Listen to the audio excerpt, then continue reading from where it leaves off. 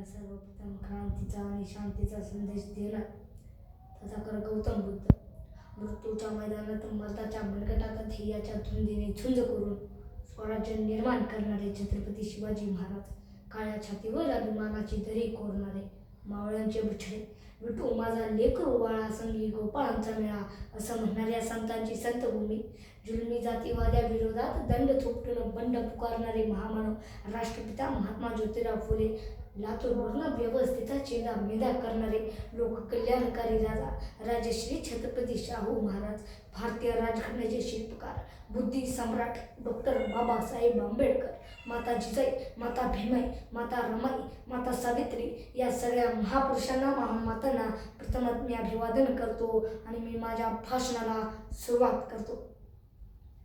मित्रांनो, यावेळेस या भूमीमध्ये धर्माचा मुखवटा एक होऊ लागला होता. या पुण्याचं व्यापारीकरण सुरू झालेलं होतं.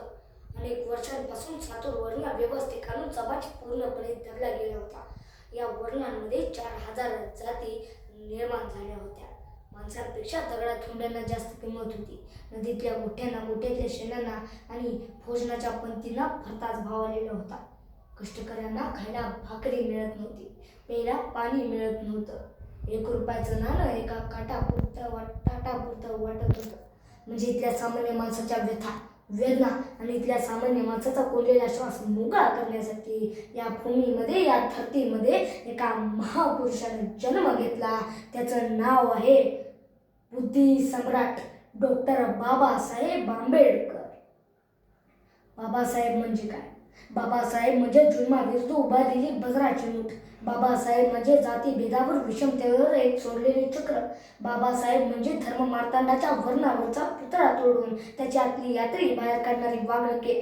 बाबासाहेब म्हणजे समाजातील वतनदारी, सत्ताधारी विरुद्ध सदैव पुकारलेले युद्ध. एवढे सामर्थ्य बाबासाहेबांच्या नावात आहे.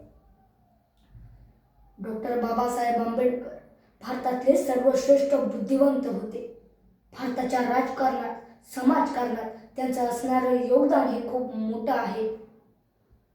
घरात नीट उजेड नाही म्हणून आम्ही अभ्यासाला बसत नाही, पण ज्यांच्या घरात वीजच नव्हती आणि रस्त्यावरच्या विजेच्या खांबाच्या दिव्याखाली ज्यांनी शिक्षण घेतलं ते डॉक्टर बाबासाहेब आंबेडकर आज कोलंबिया विद्यापीठात गेले.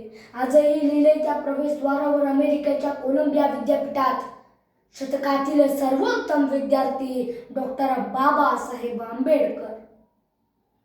काय परिस्थिती होती हो. त्यांच्यासोबत एक धनिक पुत्र नावाचा मुलगा होता. 18 तास बाबासाहेब आंबेडकर अभ्यास करायचे.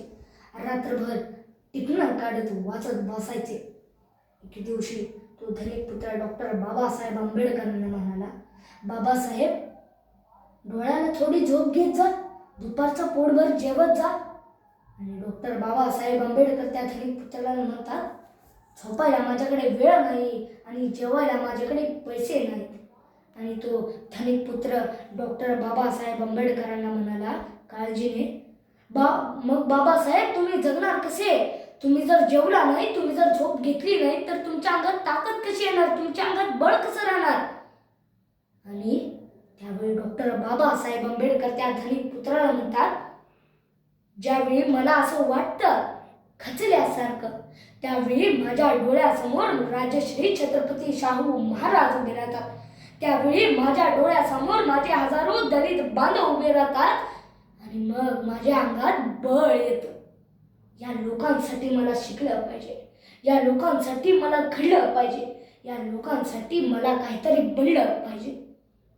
खरं तर पुस्तकांनीच मस्तक सुधारतं आणि सुधारलेलं मस्तक कुणाचं हस्तक तर होत नाहीच, पण लाचारीनं कुणा पुढं नतमस्तक सुद्धा होत नाही. ही सगळ्यात महत्त्वाची गोष्ट आहे. आणि डॉक्टर बाबासाहेब आंबेडकरांचा सर्वात मोठा गुण माहिती?